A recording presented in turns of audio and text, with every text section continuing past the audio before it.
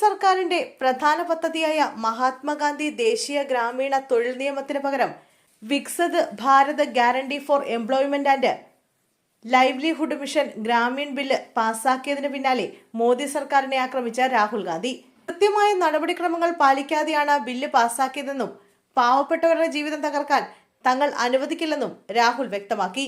മോദിയുടെ ലക്ഷ്യം തൊഴിലാളികളുടെ ശക്തിയെ ദുർബലപ്പെടുത്താനാണെന്നും ദളിതർ, ആദിവാസികൾ, OBC വിഭാഗങ്ങൾ തുടങ്ങിയവരുടെ അതിജീവനം തകർക്കാനുമാണെന്ന് രാഹുൽ ആഞ്ഞടിച്ചു.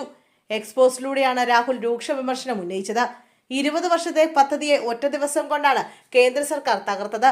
ഡൽഹിയിൽ നിന്ന് നിയന്ത്രിക്കുന്ന ഒരു റേഷൻ പദ്ധതിയാക്കി കേന്ദ്ര സർക്കാർ തൊഴിലുറപ്പിനെ മാറ്റി.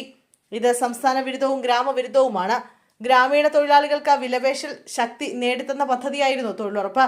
ഇതവരെ ചൂഷണത്തിന് വിധേയരാക്കപ്പെടുന്നത് അവസാനിപ്പിച്ചു. പാലായനമില്ലാതെയായി, ശമ്പളം വർദ്ധിച്ചു തുടങ്ങി, അവരുടെ സാഹചര്യങ്ങളും മെച്ചപ്പെട്ടു. ഇതിനെയാണ് ഈ സർക്കാർ തകർക്കുന്നതെന്നും രാഹുൽ വിമർശിച്ചു. ജോലിക്ക് പരിധി നിശ്ചയിക്കുന്നതിലൂടെയും അത് നിഷേധിക്കുന്നതിനായി കൂടുതൽ വഴികൾ കണ്ടെത്തുന്നതിലൂടെയും ദരിദ്രരെ ഈ പദ്ധതി കൂടുതൽ ദുർബലപ്പെടുത്തുകയാണ്. കോവിഡ് സമയത്ത് MGNREGയെ കൊണ്ട് എന്താണ് അർത്ഥമാക്കുന്നതെന്ന് നമ്മൾ കണ്ടു. സമ്പദ് വ്യവസ്ഥ അടച്ചുപൂട്ടപ്പെടുകയും ഉപജീവന മാർഗങ്ങൾ തകരുകയും ചെയ്തപ്പോൾ കോടിക്കണക്കിന് ആളുകൾ പട്ടിണിയിലും കടത്തിലും വീഴുന്നത് ഈ പദ്ധതി തടഞ്ഞുവെന്നും രാഹുൽ പറഞ്ഞു.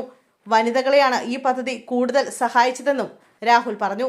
പദ്ധതിയെ റേഷൻ രൂപത്തിലേക്ക് മാറ്റുമ്പോൾ വനിതകൾ, OBC വിഭാഗത്തിൽപ്പെട്ടവർ, ദളിതർ, ആദിവാസികൾ, ഭൂമിയില്ലാത്തവർ എല്ലാവരും പുറന്തള്ളപ്പെടും. നടപടിക്രമങ്ങൾ പാലിക്കാതെയാണ് ബില്ല് പാർലമെന്റ് കടന്നതെന്നും രാഹുൽ കുറ്റപ്പെടുത്തി.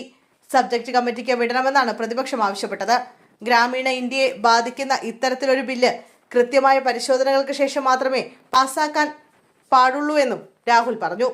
പിന്നാലെ തൊഴിലുറപ്പ് ലോകത്തെ ഏറ്റവും പ്രധാനപ്പെട്ട ദാരിദ്ര്യ നിർമ്മാർജ്ജന പദ്ധതികളിൽ ഒന്നാണെന്നും പാവപ്പെട്ടവരുടെ ജീവിതം തകർക്കാൻ മോദി സർക്കാരിനെ തങ്ങൾ അനുവദിക്കില്ലെന്നും രാഹുൽ വ്യക്തമാക്കി.